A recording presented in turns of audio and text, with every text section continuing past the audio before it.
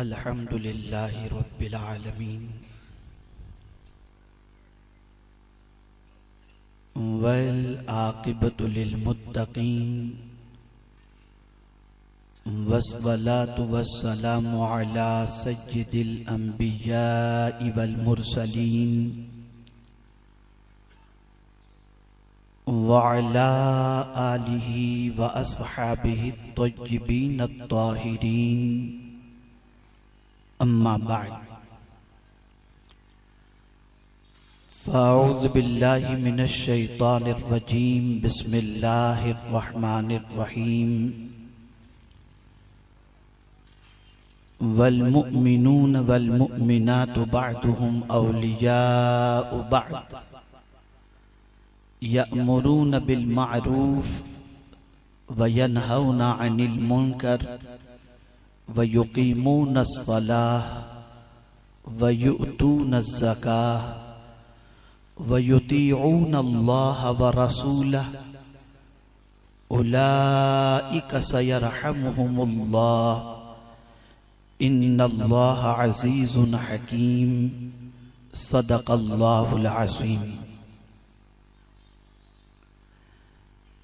काबिल कद्र मुहिब मोहतरम हज़रत मौलाना सैयद अमीनुल क़ादरी साहब व दिगर उलमाए ज़वील एहतराम व हाज़रीन सुन्नी इज्तिमा, अस्सलामु अलैकुम व रहमतुल्लाहि व बरकातुहू। मेरे प्यारे आका सल्लल्लाहु तआला अलैहि वसल्लम के प्यारे दीवानों, जिस आये करीमा की तिलावत का मैंने शर्फ हासिल किया, उससे मुताल्लिक कुछ मारूज़ात पेश करने से पहले आकाए करीम रऊफ़ुर रहीम अलैहि तहिय्यतु व तस्लीम की बारगाह बेकस पनाह में जिस तरीके से मैं पढ़ाऊँ अक़ीदत व मोहब्बत में डूब कर उसी तरीके से दुरूद व सलाम का नजराना पेश करें। अस्सलातु वस्सलामु अलैका या रसूल अल्लाह, अस्सलातु वस्सलामु अलैका या हबीब अल्लाह, अस्सलातु वस्सलामु अलैका या नबी अल्लाह, अस्सलातु वस्सलामु अलैका या नूर अल्लाह व अला आलिका व अस्हाबिका या हबीब अल्लाह सल्लल्लाहु तआला अलैहि वसल्लम। मेरे प्यारे आका सल्लल्लाहु तआला अलैहि वसल्लम के प्यारे दीवानों, सेंधवा की सरजमीन पर सुन्नी दावत इस्लामी के अज़ीमुश्शान रूह परवर सुन्नी इज्तिमा में अल्लाह रब्बुल इज़्ज़त जल्ल जलालहू आपकी हमारी सबकी हाज़री को कबूल फरमाए और जो कुछ यहाँ पर सिखाया गया उस पर अमल की तौफीक नसीब फरमाए। और मैं ख़ास तौर पर मशकूर हूँ यहाँ के और कुर्ब जवार के उलमाए किराम और अइम्मे मसाजिद का और सुन्नी दावत इस्लामी के मुबल्लिगीन के साथ साथ दिगर सुन्नी तंजीमों के जिम्मेदारों का, जिन्होंने बेपनाह मेहनत व मशक्क़त करके आज के इस इज्तिमा को कामयाब करने की कोशिश की। अल्लाह रब्बुल इज़्ज़त जल्ल जलालहू सबको अपनी शान के मुताबिक अज्र अता फरमाए। बहुत ही वलवला अंगेज और ईमान अफरोज खिताब आपने हजरत मौलाना सैयद अमीनुल क़ादरी साहब से समाअत फरमाया होगा। मैं आसान लबो लहजे में चंद बातें आपके गोश गुजार करने की सआदत हासिल करता हूँ, इसे दिलो दिमाग में बिठाने की कोशिश करें। मेरे प्यारे आका सल्लल्लाहु तआला अलैहि वसल्लम के प्यारे दीवानों, मुआशरा बड़ी तेजी के साथ बुराइयों की तरफ बढ़ रहा है। शायद ही कोई ज़ी शऊर ऐसा हो जो बिगड़ते हुए माहौल और बुराइयों के सैलाब से मुताल्लिक फिक्रमंद न हो।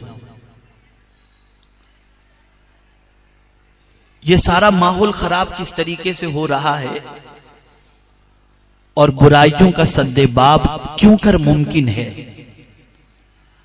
हम कौन सा ऐसा काम करें कुरान मुकद्दस की रोशनी में जिसकी वजह से हमारा माहौल परागंदा न हो और हमारी जिंदगी अल्लाह रब्बुल इज्जत जल्ल जलालहू और उसके प्यारे हबीब सल्लल्लाहु ताला अलैहि वसल्लम की खुशनुदी के मुताबिक गुजरने लग जाए। आज ये बात हर जगह पर कही जा रही है कि पूरी दुनिया में मुसलमान तबाही के दहाने पर है। दुनिया में कोई खित्ता ऐसा नहीं जहां पर मुसलमान निशाने पर न हो, टारगेट पर न हो। बल्कि मैं अगर आज के दौर में कहूं तो गलत न होगा कि कोई शोबा ऐसा नहीं जहां पर मुसलमान टारगेट में न हो। मुलाजिमत का मसला हो तो मुसलमान को इग्नोर किया जाता है। तिजारत का मामला हो तो मुसलमान को पीछे ढकेलने की कोशिश की जाती है। अब अगर आज का मुसलमान ये सोचे कि गैर हमारे साथ ये सुलूक कर रहे हैं तो मेरे प्यारे आका सल्लल्लाहु अलैहि वसल्लम के प्यारे दीवानों, ये कह देना तो आसान है, लेकिन अगर कुरान मुकद्दस की रोशनी में देखा जाए तो ये बात अपनी जगह पर बिल्कुल वाज़ेह है कि ये सारी चीजें जहां गैरों का कुछ मामला है वहीं खुद अपनी जात का भी बेपनाह कसूर है। और जरूरत इस अम्र की है कि अगर हम हालात को तब्दील देखना चाहते हैं और हमारे मुवाफिकत में देखना चाहते हैं और हम चाहते हैं कि दुनिया के इंसानों के दिलों के अंदर हमारी अजमत व मोहब्बत बैठ जाए, तो उसका एक ही तरीका है जो कुरान मुकद्दस ने अता फरमाया, इन्नल्लाह ला युगय्यिरु मा बिकौमिन हत्ता युगय्यिरु मा बिअनफुसिहिम। जब तक कि हम चेंज नहीं होंगे, हम अपनी सोच को पुख्ता नहीं बनाएंगे, जब हम अपनी फिक्र को पाकीज़ा नहीं बनाएंगे, जब हम अपनी जिंदगी को कानून इलाही और कानून रसूल सल्लल्लाहु अलैहि वसल्लम के सांचे में ढालने की कोशिश नहीं करेंगे, जब रसूल गिरामी वकार सल्लल्लाहु अलैहि वसल्लम के फरामीन को प्रायोरिटी और अहमियत नहीं देंगे और उस पर अमल करने की कोशिश नहीं करेंगे, हजार तकरीरें हो जाएं, हजार इदारे कायम हो जाएं, हजार प्रोग्राम्स हो जाएं, जब तक कि मुसलमान खुद अपने आप को चेंज नहीं करेगा उसके हालात कभी चेंज हो ही नहीं सकते। अब आइए जिस आये करीमा की तिलावत का मैंने शर्फ हासिल किया उसमें अल्लाह रब्बुल इज्जत जल्ल जलालहू ने मोमिनीन के चेहरे को उजागर किया। यह कह देना बड़ा आसान है कि मैं मोमिन हूं, यह कह देना बड़ा आसान है कि मैं मुसलमान हूं, लेकिन कुरान जिसे मुसलमान कहे और कुरान जिसे मोमिन कहे, ऐसे मोमिन के औसाफ क्या होने चाहिए और उन औसाफ को सामने रखते हुए हम अपना मुहासिबा करें, अपना जायजा लें, अपना एहतसाब करें और फिर देखें कि जिस कामिल मोमिन को कुरान बशारत दे रहा है क्या वो कामिल मोमिन हम हैं, और नहीं है तो कामिल मोमिन बनने की हमें कोशिश करनी चाहिए। पहली चीज कुरान मुकद्दस ने बयान फरमाई, वल मुमिनून वल मुमिनातु बअदुहुम औलियाउ बअद। मोमिनीन और मोमिनात बाज बाज के रफीक हैं। यहां से ये बात वाज़ेह हो गई कि सबसे पहली चीज जो मोमिन में होनी चाहिए वो ये है कि मोमिन मोमिन के लिए दिल में नरमी रखे और मोहब्बत रखे। जिस मोमिन के दिल में मोमिन के लिए मोहब्बत होगी, कुरान उसी को मोमिन कह रहा है। मेरे प्यारे आका सल्लल्लाहु ताला अलैहि वसल्लम के प्यारे दीवानों, बहुत बाहर निकल करके गुफ्तगू करने की जरूरत नहीं है। मैं अंदर ही के हवाले से बताऊं, कौन सा घर है जहां झगड़ा नहीं हो रहा, कौन सी फैमिली है जहां तलाक के इशू, तलाक के मसाइल बढ़ते नहीं जा रहे हैं, कौन सा खानदान है जो बिखरता नहीं जा रहा। मैं पूछना चाहता हूं, कुरान तो ये कहता है कि मोमिनीन और मोमिनात बाज के रफीक हैं। अब इस रिफ्क को तलाश करो, इस मोहब्बत को तलाश करो। जहां ईमान होगा वहां ईमान वाले के लिए मोहब्बत होगी, जहां ईमान होगा वहां ईमान वाले के लिए नरमी होगी, जहां ईमान होगा वहां ईमान वाले के लिए दिल में जगह होगी, जहां ईमान होगा ईमान वाले के लिए दिल के अंदर इतनी कुशादगी होगी कि खुद भूखे रह करके ईमान वाले को खिलाना पसंद करेगा। ईमान का पहला तकाजा है कि ईमान वाले से मोहब्बत करो। आज एक घर में देख लो, मां भी कलेमा पढ़ती है, मां भी इश्क रसूल का दावा करती है, बाप भी इश्क रसूल का दावा करता है, बाप भी मोमिन है, बेटा भी इश्क रसूल का दावा करता है, वो भी मोमिन, बहू भी इश्क रसूल का दावा करती है, वो भी मोमिना। लेकिन हर घर के अंदर आग लगी है, भाई भाई के अंदर झगड़े हो रहे हैं, घर बार के अंदर सिचुएशन तबाहाल होती हुई नजर आ रही है, खानदान बिखरते नजर आ रहे हैं, दोस्त दोस्त में दुश्मनी नजर आ रही है। अल-इयाज़ु बिल्लाह। मैं आपसे पूछना चाहता हूं, कुरान तो मोमिनीन के हवाले से यह फरमाता है कि मोमिनीन तो एक दूसरे के रफीक होते हैं, एक दूसरे के लिए नरमी रखते हैं, एक दूसरे के लिए दोस्त नजर आते हैं। अब अगर ये चीज हमारे घरों में नहीं है, हमारे मुआशरे में नहीं है, हमारी सोसाइटी में नहीं है, तो फिर मैं आपसे पूछना चाहता हूं, शिकायत किस बात की कि दुनिया हमें तबाह कर रही है, दुनिया हमें बेइज्जत कर रही है, दुनिया हमें रुसवा कर रही है। आज कलेमा पढ़ने के बावजूद हम कामयाब नहीं है। नादानो, तुम मोमिन बन हो जाओ। कुरान का फरमान है, व अंतुमुल आलौना इन कुंतुम मुमिनीन। हुजूर जोड़ने के लिए आया, सरकार जोड़ने के लिए आया, और कैसा जोड़ा मेरे आका ने। अंसार को मुहाजिरीन से जोड़ दिया, हबशा वालों को रोमी से जोड़ दिया, फारस वालों को मदीना वालों से जोड़ दिया। अरे अगर आगे बढ़ करके मैं कहूं तो सरकार ने जोड़ने का ऐसा काम किया कि सिर्फ गुलामों को अपने एक दूसरे से नहीं जोड़ा, बल्कि हुजूर ने बंदों को खुदा से जोड़ दिया।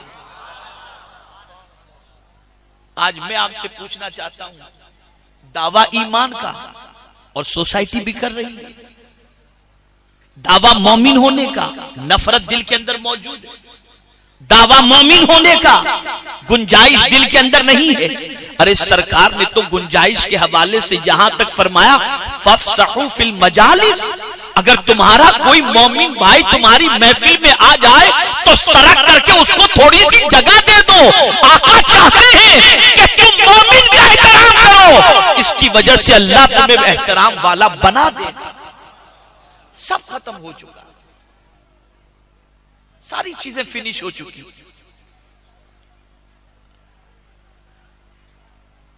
हजार कुरान मुकद्दस को मानने का दावा किया जाए, हजार रसूल गिरामी वकार सल्लल्लाहु अलैहि वसल्लम को मानने का दावा किया जाए,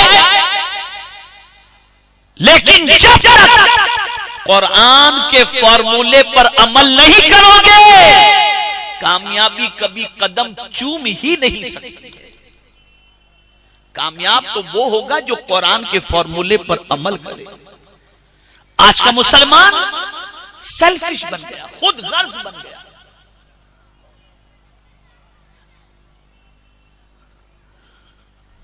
इतना खुद गर्ज बन गया कि कभी कभी तो ऐसा होता है कि अपने मफाद की खातिर कोई पूरी कौम को बेच देता है, और कभी अपने मफाद की खातिर न जाने कितनों की आबरूएं ले लेता है, और और कभी अपने मफाद की खातिर न जाने कितनों के हुकूक मार जाता है और उसे ख्याल तक नहीं होता।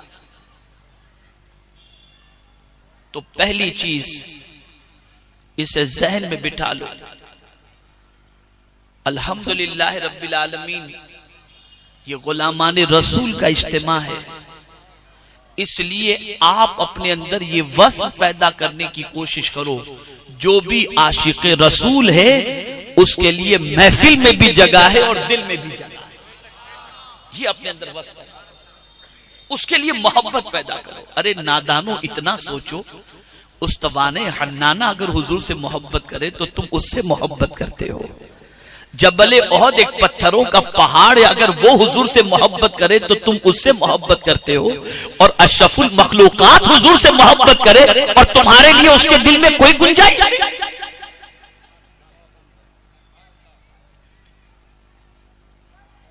उसके लिए कोई जगह नहीं। कुरान तो मोमिन उसे कहता है जिसके सीने में ईमान वाले के लिए जगह हो और मोहब्बत हो, जिसके सीने के अंदर ईमान वाले के लिए दर्द हो। और हुजूर ने कैसा जोड़ा, अल्लाह अल्लाह कैसा जोड़ा कि आका सल्लल्लाहु अलैहि वसल्लम इरशाद फरमाते, तमाम मुसलमान एक जिस्म की तरह हैं कि जिस्म के किसी हिस्से को तकलीफ पहुंचे तो पूरा जिस्म बेकरार हो जाता है। ऐसे ही किसी मुसलमान को तकलीफ पहुंचे तो सारे मुसलमान को बेकरार हो जाना चाहिए। लेकिन मुझे बताइए, जब मुसलमान को मुसलमान ही तकलीफ देने वाला हो तो बेकरार कौन होगा?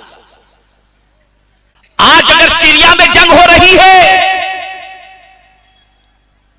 आज अगर दुनिया के दूसरे इस्लामी ममालिक के अंदर खून खराबा हो रहा है, कभी उसकी वजह आपने जानने की कोशिश की? एक ही वजह है, दुनिया ने सबसे पहले खुद गर्ज बनाया और उसके बाद मैदान में छोड़ दिया। अब हर एक खुदगर्जी की वजह से, अपने मफाद की वजह से दूसरे के साथ बरसरे पैकार नजर आ रहा है। आदमी पहले सेल्फिश बनता है और उसके बाद दूसरे की आबरू पर खेलता है। खबरदार, अगर तुम सच्चे आशिक रसूल हो तो रसूल आज़म के हर गुलाम से मोहब्बत करो और उसके लिए सीने में कुशादगी पैदा करो। कुरान की रोशनी में मोमिन वही कहलाएगा। फिर अगर कोई ये नहीं करता तो दावा हजार कर ले, कुरान की रोशनी में वो कामिल मोमिन नहीं हो सकता।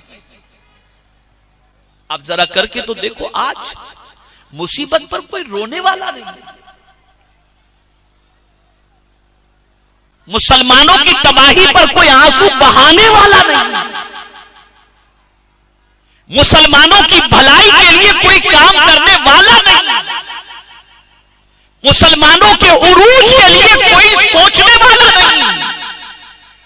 क्या हो गया है? कहां जा रही है हमारी कौम?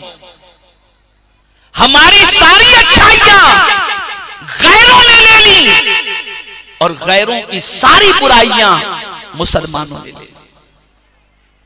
सोच बदलो। नमाज की अहमियत अपनी जगह पर, रोजे की अहमियत अपनी जगह पर, हज और ज़कात की अहमियत अपनी जगह पर, लेकिन ये बात जहन में रखें कि कंप्लीट इस्लाम ये नमाज, रोजा, हज और ज़कात ही नहीं है। इसके अलावा भी जिंदगी गुजारने की बहुत सारी चीजें हैं, उसको भी इस्लाम के अंदर शामिल किया गया है। वो भी इस्लाम है। हाँ, कोई बदअकीदा है, गुस्ताखे रसूल है, तो फिर आला हजरत के फॉर्मूले पर अमल करते हुए फिर कैसा ही क्यों न हो उससे मक्खी की तरह निकालकर बाहर फेंक। लेकिन अगर आशिक रसूल है, सीने से लगाओ, कुरान कह रहा है, उसके लिए दिल में मोहब्बत पैदा करो, कुरान कह रहा है। अब आइए आगे सुनिए। जब आप मोमिन से दोस्ती करेंगे तो अब उस दोस्ती, उस मोहब्बत, उसका तकाजा क्या है?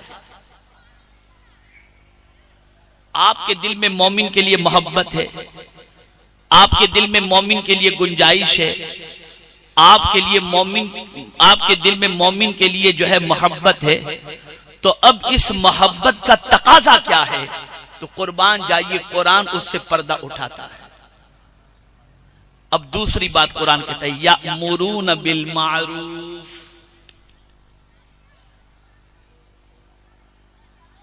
मोमिनीन से, मोमिनात से मोहब्बत करते हैं, एक दूसरे के लिए अपने दिल में रफाकत रखते हैं।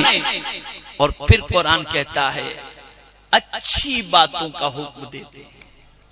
अब यहां से ये बात वाज़ेह हो गई कि एक मोमिन दूसरे मोमिन से दोस्ती करे तो दोस्ती का पहला तकाजा ये है कि जिससे तुम दोस्ती किए हो उसे अच्छी बातों का हुक्म दो, उसे अच्छे कामों के बारे में बताओ, उसे भलाई की तरफ उभारो, उसे नेकी की दावत दो, उसे बताओ। और मेरे प्यारे आका सल्लल्लाहु ताला अलैहि वसल्लम के प्यारे दीवानों, हजरत अब्दुल्लाह इब्न मसऊद रदी अल्लाह ताला अन्हु ने बड़ी प्यारी बात फरमाई। इरशाद फरमाते हैं अल्लाह जिस किसी से भलाई का इरादा फरमाता है उसे नेक दोस्त अता करता है, और उस नेक दोस्त की पहचान ये है कि जब उसका दोस्त खुदा को भूलता है तो वो उसे याद दिलाता है, और अगर वो खुदा को याद करने वाला है तो हजरत अब्दुल्लाह इब्न मसऊद फरमाते हैं तो उस याद करने वाले की वो मदद करता है। अल्लाह अज़्ज़ व जल जब किसी से भलाई का इरादा फरमाता है तो ऐसा दोस्त अता कर देता है। अब यहां आप देखिए, अब इस एंगल से आप समझने की कोशिश करें। हमारे इतने उलमा तशरीफ फरमाए, मैं अभी मानपुरा, मुझे बड़ी मसरत थी, मैंने मगरिब की नमाज वहां पर अदा की। वहां के इमाम साहब अल जामियातुल इस्लामिया रौनाही के फाजिल थे। वो मिले तो उनकी आंखें डिबडिबा गई और गिरियोजारी जो है करते हुए दिखाई दिए, और उन्होंने कहा ज़माने तालिबे इल्मी से मेरे दिल में तमन्ना थी कि आपसे मिलूं, आज कुदरत ने खुद आपको यहां पर भेज दिया। फिर उन्होंने जो अपना दर्द बताया तो मेरे दिल में उनके लिए काफी गुंजाइश पैदा हुई और कद्र मेरे दिल में उनकी पैदा हुई। मुझे कहते हैं कि हजरत ये जगह मेरे लायक तो नहीं कि मैं यहां पर इमामत करूं, लेकिन आ गया हूं यहां पर, तो अब मेरी पूरी कोशिश ये है कि यहां के लोग नमाज़े बाजमात के पाबंद बन जाएं और यहां के लोग अल्लाह के घर को आबाद करें। हजरत दुआ करें, मैं कोशिश कर रहा हूं अल्लाह मुझे कामयाबी अता फरमाए। मैं इस जुम्मा को जिस मौजू पर बयान करने वाला हूं, ये देखिए उन्होंने उसमें से बरकात शरीयत ने नमाज बाजमात के मौजू पर जो चैप्टर था उसके हवाले से उन्होंने बताया कि देखिए हजरत इस पे मैं तैयारी कर रहा हूं। मैं आपसे पूछना चाहता हूं, रोते हुए एक आलिम ने अपनी फिक्र और सोच पेश की कि मैं चाहता हूं कि इस बस्ती के मुसलमान नमाज बाजमात के पाबंद हो जाएं। अब आपसे मैं एक सवाल पूछना चाहता हूं, इतने अइम्मे मसाजिद और उलमा और मुफ्तियाने किराम तशरीफ फरमा हैं, ये जुम्मा को खिताब करते हैं, ये आपको कभी बुराइयों से रोकते हैं, अच्छाइयों का हुक्म देते हैं, तो कभी कभी हमारे बहुत सारे भाई ये कहते नजर आते हैं मौलाना छोड़िए, अभी आज के दौर में इसके बगैर नहीं चल सकता।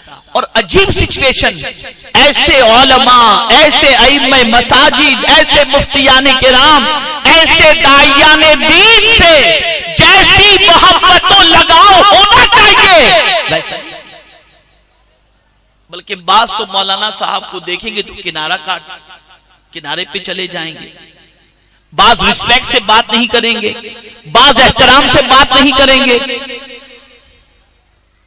आज अच्छी बात बताने वाले से मोहब्बत करना, ये इंसान की पोजीशन के अंदर, इंसान की तबीयत के अंदर आज इस सिलसिले में गुंजाइश नजर नहीं आती।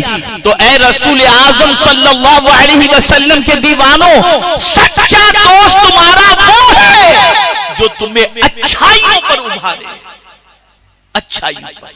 हाँ, मुनाफिक की पोजीशन ये है कि वो अच्छाइयों से रोकता है और बुराइयों की तरफ दावत देता है।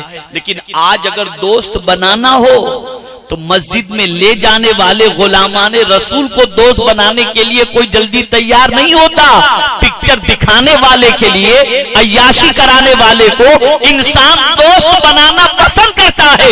और कुरान कहता है कि मोहब्बत, मवद्दत और रिफाकत का पहला तकाज़ा ये है कि अच्छी बातों का हुक्म दे। अब इतने मुसलमान यहाँ पर गुलामाने रसूल मौजूद हैं, एक सवाल मैं आपसे पूछता हूं, आपने अपनी जिंदगी में कितनों को अच्छी बातों का हुक्म दिया?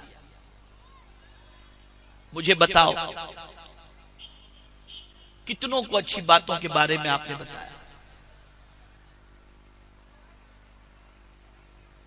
तो जब अच्छी बातों को बताना हमने छोड़ दिया, नेकी के फरोग के सिलसिले में जिद्दोजहद हमने छोड़ दी, तो कल गैर का बच्चा बुराइयों में डूबा हुआ था, आज हमारा बच्चा उसका शिकार नजर आ रहा है। तो मेरे प्यारे आका सल्लल्लाहु ताला अलैहि वसल्लम के प्यारे दीवानों, जरूरत इस अम्र की है कि मोमिनीन से मोहब्बत करें और माइंड बना लें, दिमाग बना लें, सोच बना लें कि हम अपने मोमिन भाइयों को अच्छी बातों का हुक्म देंगे। अल्लाह वालों की शान क्या है? वो जमीन पर थे तब भी अच्छी बातों का हुक्म देते थे, और आज जमीन के अंदर आराम कर रहे हैं तब भी सिचुएशन ये है कि उनकी चौखट पर कोई पहुंच जाए तो अच्छाइयों का आदी बनता नजर आता है। गरीब नवाज की बारगाह में चले जाएं, कभी जो कुरान नहीं पढ़ता वो ख्वाजा की चौखट पर बैठ के तिलावत करता दिखाई देगा। कभी जो इलाके में रह करके नमाज की पाबंदी नहीं करता होगा वहां जाकर नमाज का पाबंद बन जाता है। आखिर क्यों? वजह सबसे बड़ी ये है कि वो अल्लाह के दोस्त हैं और वो कुरान मुकद्दस के आमिल हैं, तो उनकी बारगाह में पहुंचने वाला खुदा का फरमा बरदार बन जाता है और रब्बे कदीर की मोहब्बत का जाम उसे नसीब हो जाया करता है। तो मोमिनीन जब दोस्ती करें तो पहला तकाजा उसे अच्छाई का हुक्म दें। अब आप देखें अच्छाई का हुक्म, अब आप कहें कि हमें तकरीर करने नहीं आती, बयान करना नहीं आता, हम आलिम नहीं हैं। मेरे भाई, सिर्फ तकरीर करना या आलिम होना यही अच्छी बात बताने के लिए है? हाँ, यकीनन कुरान और अहादीस की रोशनी में जितनी भी गुफ्तगू की जाए उसके लिए इल्म शर्त है। लेकिन ये कहने के लिए कौन से इल्म की जरूरत है कि भाई नमाज तो पढ़ा करो, भाई खाने से पहले बिस्मिल्लाह शरीफ तो पढ़ लिया करो, खाने के बाद अल्हम्दुलिल्लाह तो पढ़ लिया करो। इस कहने के लिए आपको किसी डिग्री की जरूरत नहीं है। आप इतनी सी जितनी जानते हैं उतना लोगों को बताएं जिस पर आपको कॉन्फिडेंस है। और इसी के साथ साथ ये बात भी जहन में रखें कि जो मोमिनीन से मोहब्बत और रिफ्क करते हैं, दोस्ती करते हैं, वो सिर्फ अच्छी बातों का हुक्म ही नहीं देते बल्कि वयनहाउना अनिल मुनकर, बुराइयों से मना करते हैं। और ये टेढ़ी खीर है, बुराई से रोकना और उसके लिए मना करना, अच्छे अच्छों को पसीना आ जाता है। लेकिन जो सच्चा दोस्त होगा वो बुराई से रोकेगा। जो सच्चा दोस्त होगा वो गुनाह के दलदल में फंसने से रोकेगा।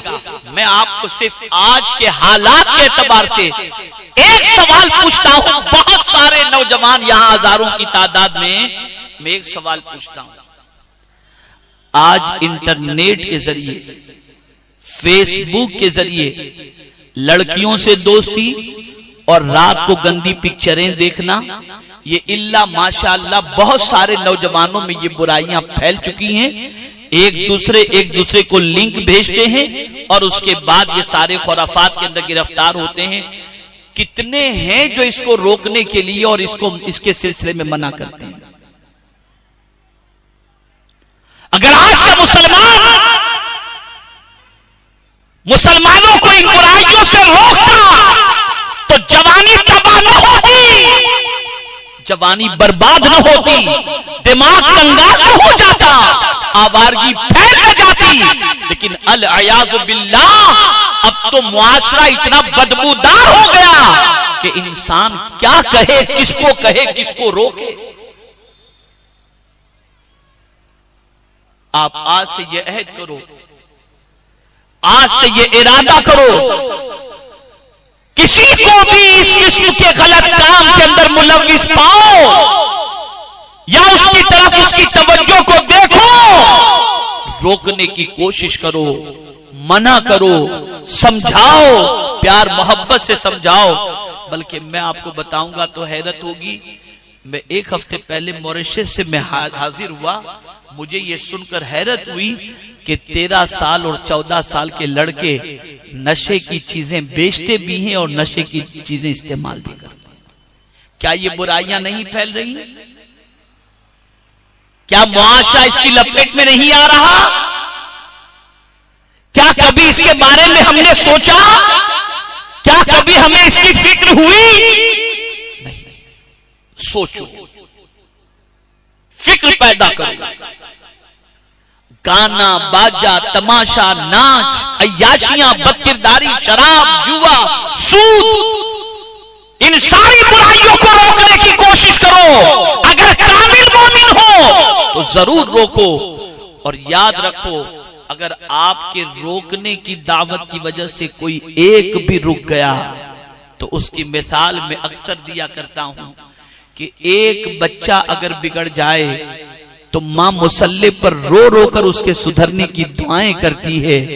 और अगर वो बच्चा किसी आलिम दीन या दाई दीन के पास पहुंच गया और पहुंचने के बाद उनकी नसीहतों से बिगड़ा हुआ बच्चा संवर गया, जब मां को इत्तला पहुंच जाए कि तुम्हारा बेटा फलां की नसीहत की वजह से सुधर गया, तो मां मुसल्ले पर सज्दे में चली जाएगी और दुआ करेगी, अल्लाह जिसने मेरे बच्चे की इस्लाह फरमाई, तू उसे दोनों जहां की बरकतों से माला माल फरमा। मैं आपसे पूछना चाहता हूं, एक बिगड़ा हुआ बच्चा अगर सुधर जाए तो मां खुश हो जाती है, बिगड़ा हुआ उम्मती सुधर जाए तो मुस्तफा कितने खुश हो जाएंगे। रसूल गिरामी वकार सल्लल्लाहु अलैहि वसल्लम कितने राजी हो। हमें कोशिश करनी है। आज दुनिया में कहीं भी हमारी पहचान देख लें, हमारे मोहल्लों की पहचान, हमारे मुसलमानों के बात करने का अंदाज, हमारे मुसलमानों का जीने का अंदाज, पढ़ा लिखा कोई भी इस अंदाज को अपनाने के लिए तैयार नहीं होगा। बदलो, सोच बदलो, अफकारो नजरियात बदलो।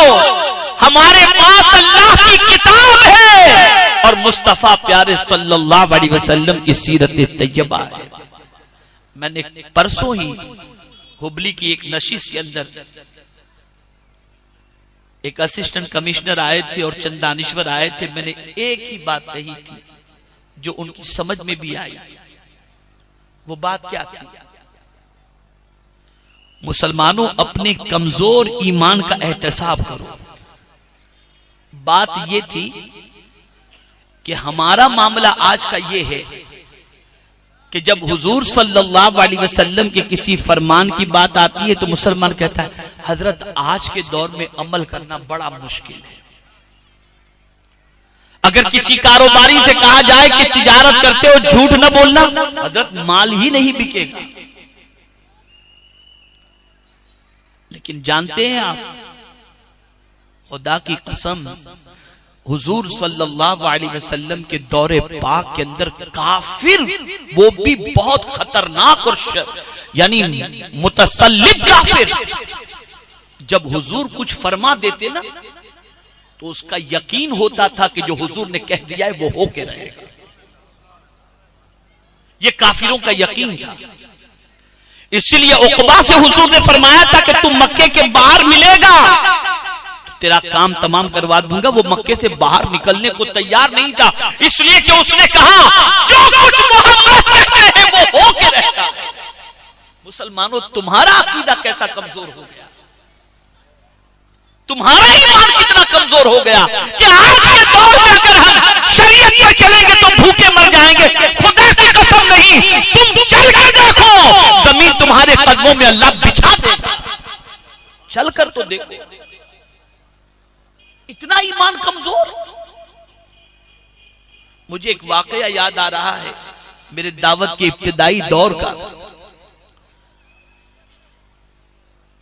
जब मैं बजाज चेतक पर साथियों के साथ इधर उधर दौरे पे जाया करता था। एक बहुत बड़ी कंपनी थी, उसमें एक बड़े ओहदे पर फाइज एक मेरा दोस्त मेरे साथ सफर में उमूमी तौर पर रहा करता। कभी वो गाड़ी चलाता, कभी मैं गाड़ी चलाता, स्कूटर चलाता। 11वीं शब को 11वीं शरीफ में एक प्रोग्राम से हम, यानी 2 प्रोग्राम हो चुके थे, आखिरी प्रोग्राम से फारिग होकर के हम लौटे, तो वो मुझे घर तक छोड़ने के लिए आए।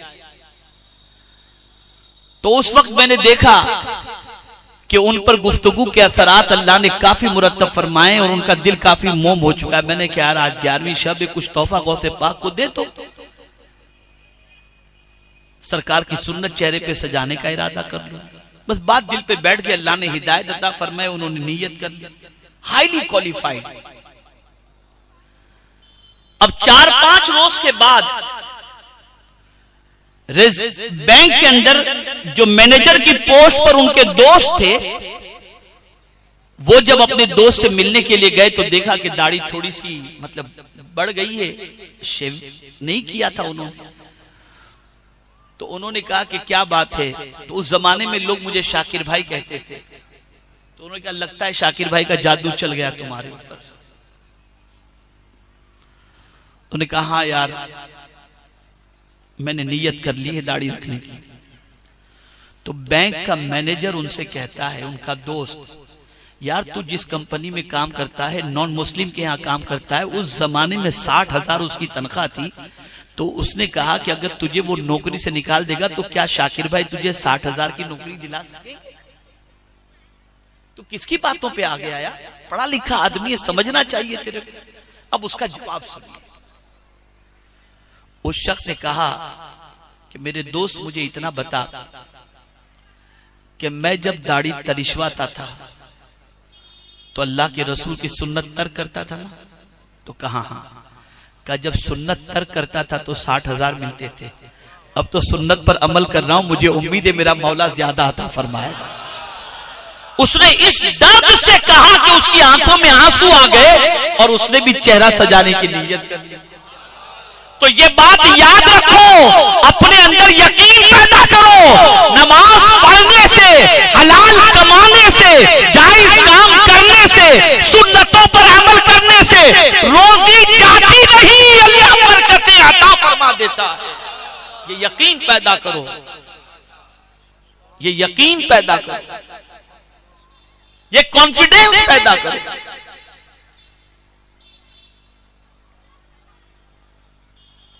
तो काफिर भी हुजूर की बात को माना करते थे कि जैसा हुजूर ने फरमाया वैसा होगा।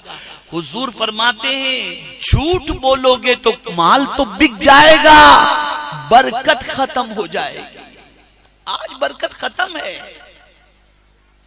और जो सच बोलकर तिजारत करता है उसको 20 रुपये मिलते हैं तो उस 20 में भी इतनी बरकत होती है कि 200 जितनी नजर आती है, क्योंकि हुजूर का फरमान, हुजूर का फरमान। तो अर्ज करने का मंशा ये है कि बुराइयों से रोको। मुआशरा बुराइयों के दलदल में डूब चुका है। अगर यहां मौजूद ये हजारों मुसलमान ये अहद कर लें कि हम अपने किसी भाई को भटकने नहीं देंगे, उसके पीछे मेहनत करेंगे, उसे बुराई से रोकेंगे, उसे गुनाह से रोकने की कोशिश करेंगे, कोई खुश हो या न हो, मदीने के ताजदार जरूर खुश हो जाएंगे इंशाअल्लाह। तीसरी चीज, वयुकीमूनस्सलाह, यहां इकामत सलात की बात की गई है। नमाज उसके पूरे अरकान के साथ, वाजिबात, फराइज, मुस्तहब्बात, सुन्नतें, उन सारी चीजों के साथ अदा करता है। यानी जो मोमिन होगा उसकी नमाज मुनाफिक से हट करके, मोमिन की नमाज में सुस्ती नहीं होगी, मोमिन की नमाज में चुस्ती नजर आएगी। तो ऐ रसूल आजम के दीवानों, मोमिन जब नमाज पढ़ता है तो पूरे अरकान की दुरुस्तगी के साथ पढ़ता है। और फिर फरमाया वयुतून ज़कात, और ज़कात। जो मोमिन होगा वो ज़कात देने से ये नहीं सोचेगा कि माल कम होता है, बल्कि वो ज़कात देगा तो सोचेगा कि अल्लाह के फरमान पर अमल करता हूं, मेरा माल महफूज हो जाएगा। अब यहीं तक कुरान ने नहीं रखा, आगे मेरे करीम ने एक मजबूत बात फरमाकर ये बता दिया कि सिर्फ यही नहीं कि तुम अच्छी बातों का हुक्म दो, बुरी बातों से रोको, नमाज कायम करो और ज़कात दो, बल्कि नहीं, अल्लाह और उसके रसूल की इताअत करो। जो हुक्म खुदा से मिल जाए, जो हुक्म मुस्तफा से मिल जाए, बगैर चू चरा के उस पर अमल करो। अगर तुमने ये किया तो अब कुरान ने रिजल्ट बताया। अगर कोई ऐसा करता है, अल्लाह का फरमान सुना, सरेंडर हो गया, हुजूर का फरमान सुना, सरेंडर हो गया, नमाज भी कायम करता है, ज़कात भी देता है और अच्छी बातों का हुक्म भी दे, बुरी बातों से रोके, तो अब कुरान कहता है तुम्हें किसी से रहमो करम की भीख मांगने की जरूरत नहीं। उलाइका सयरहमुहुमुल्लाह, यही वो हैं जिन पर अल्लाह अनकरीब रहमतों की बारिशें नाज़िल फरमाएगा। अगर आज मुसलमान गैरों की चौखट पर रहम की भीख मांगने जाता है तो उसकी सबसे बड़ी वजह यह है कि इन चीजों से मुसलमान ने अपना रिश्ता कमजोर कर दिया। ये चीजें अपनाओ, तुम्हें कहीं भीख मांगने की जरूरत नहीं पड़ेगी, जहां भी रहोगे मौला की रहमतों का नुज़ूल होता रहे। इन्नल्लाह अज़ीज़ुन हकीम, बेशक अल्लाह गालिब और हिकमत वाला है। ए रसूल आजम सल्लल्लाहु अलैहि वसल्लम के दीवानों, ये मुख्तसर सी बातें मुझे आपकी गोश गुजार करनी थी। हमारे अंदर मोमिनाना औसाफ पैदा करने की हमें जरूरत है कि एक सच्चे मोमिन को सिर्फ जरूरत इस चीज की नहीं कि वो दावा करे, सिर्फ इतना ही नहीं कि बस नियाज फातिहा वगैरह रख ले, बल्कि कुरान मुकद्दस की रोशनी में मोमिन के लिए ये चीजें जरूरी हैं। इस रोशनी में अपने आप को कामिल मोमिन बनाने की कोशिश करो। इंशाअल्लाहुल अज़ीम जहां भी रहेंगे अल्लाह रब्बुल इज्जत जल्ल जलालहू की रहमत की चादर के नीचे रहेंगे और उसके रहम करम की बारिशें हम पर नाजिल होंगी। आखिर में मैं आपसे कहूंगा, मैं अभी यहाँ आने से पहले हमारे एक साथी हैं जनाब कादिरुल इस्लाम साहब, वो मेरे पास एक प्रोजेक्ट लेकर के आए। गोगावा के अंदर वो रहते हैं और अल्हम्दुलिल्लाह वहां पर एक इदारे की क़याम के सिलसिले में इन्होंने कोशिशें जारी की हैं। मुझे बड़ी मसरत हुई, इसलिए कि अल्हम्दुलिल्लाह मैं कहीं भी जाता हूं तो मेरा मंशा बस यही रहता है कि वहां इदारे कायम हों, स्कूल कायम हो, हॉस्पिटल कायम हो। मैं अपना एक वाक़या आपको बताऊं, अभी अमेरिका था तो अमेरिका के अंदर मुझसे एक साहब ने कहा, बहुत समझने की बात है, मुझसे कहा कि हजरत क्या बात है कि मुसलमान 40 साल का, 30 साल का, 35 साल का, 65 साल का, 55 साल का होता है, तब भी उसे कहना पड़ता है भाई नमाज पढ़ो, नमाज पढ़ो, नमाज पढ़ो। इतना बड़ा हो जाता है फिर भी उसे नमाज के लिए क्यों कहना पड़ता है? और अगर मैं ये कहूं तो गलत ना होगा कि इतने लोग बैठे हैं, इसमें से कितने 5 वक्ता नमाजी होंगे मुझे नहीं मालूम, मैं नहीं कह सकता। हर आदमी अपने बारे में एहतसाब कर सकता है। और अगर मैं ये कहूं कि कितने लोग हैं जिन्हें नमाज जनाजा की दुआ मालूम है तो कलई खुल जाएगी। इस पर भी मैं कुछ कहना नहीं चाहता। कितनों को दुआए कुनूत याद है? नहीं मालूम। अगर मैं इस पर कुछ कहूं या खड़ा करके पूछना शुरू करूं तो हालत खराब हो जाएगी। अब सोचो कैसे मुसलमान हैं। तो मुझे उन्होंने सवाल किया कि हजरत ये बताइए कि इतनी उम्र हो जाती है उसके बाद भी नमाज के वो पाबंद नहीं होते, वजह क्या है? मैंने कहा देखिए मैं आपसे 2 सवाल करूंगा, उसका पहले आप जवाब दे दें।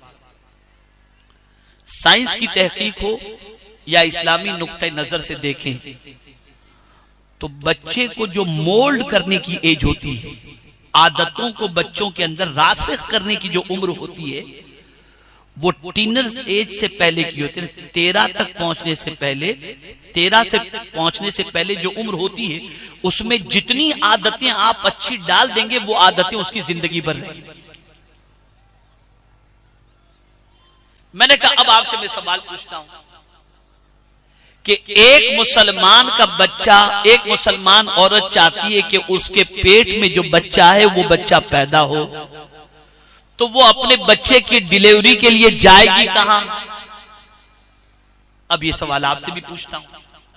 एक औरत बच्चे की विलादत चाहती है, उम्मीद से है, तो डिलीवरी के लिए कहां जाएगी?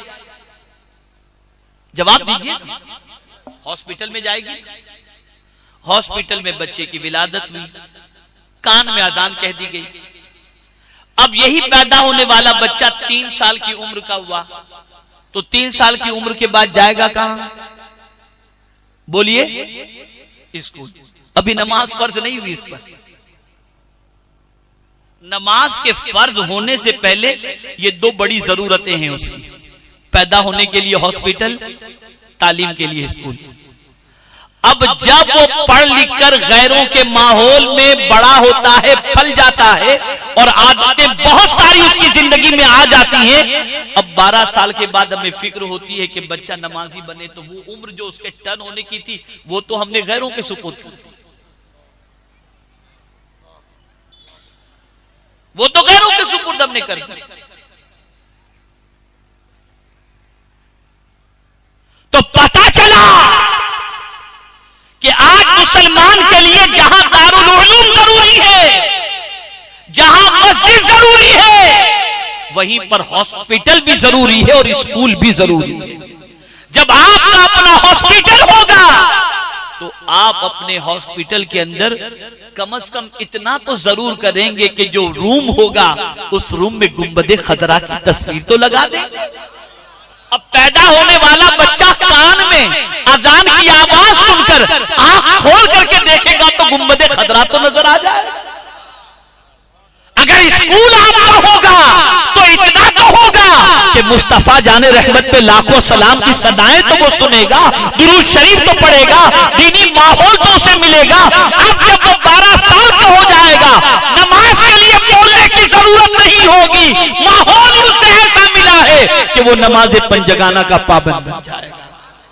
अगर कोई सरमाएदार ये तसव्वुर करे कि मैं बंगला बना लूं, मैं अपने आसाइश का सारा सामान तैयार कर लूं, तो मैं आपको ये बताऊं कि ये ठीक है, आपको किसी हद तक सुकून अता कर देगा, लेकिन अगर आपने मिल्लत इस्लामिया के लिए स्कूल कायम किया, वो भी स्कूल कैसा, मोहब्बत रसूल के माहौल का, इसको ज़हन में रखें।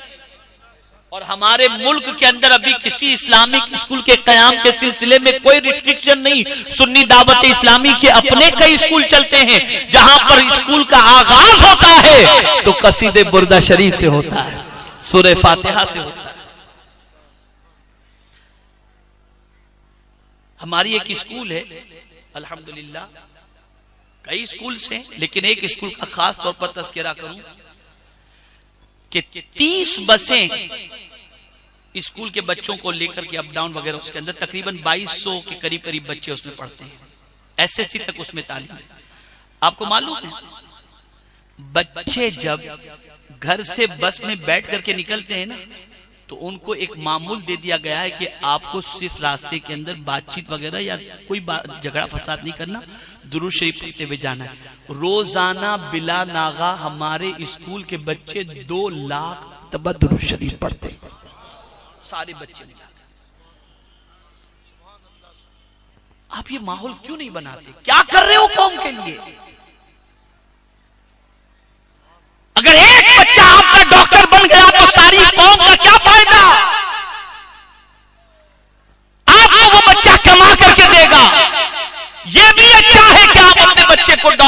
रहे हो। लेकिन कौम में ऐसे बहुत सारे बच्चे हैं जो ज़हीन हैं, उनके लिए अगर इंतजाम किया जाए तो बच्चे बिगड़ने से भी बचेंगे और आला तालीम हासिल करके आशिक़े रसूल बनेंगे।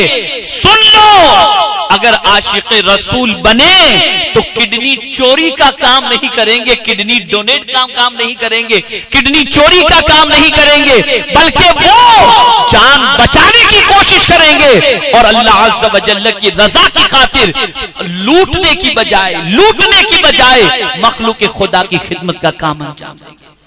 आज बॉम्बे की बड़ी मशहूर हॉस्पिटल के अंदर 5 डॉक्टर पकड़े गए जो किडनी निकालते थे पेशेंट की और बेचते थे।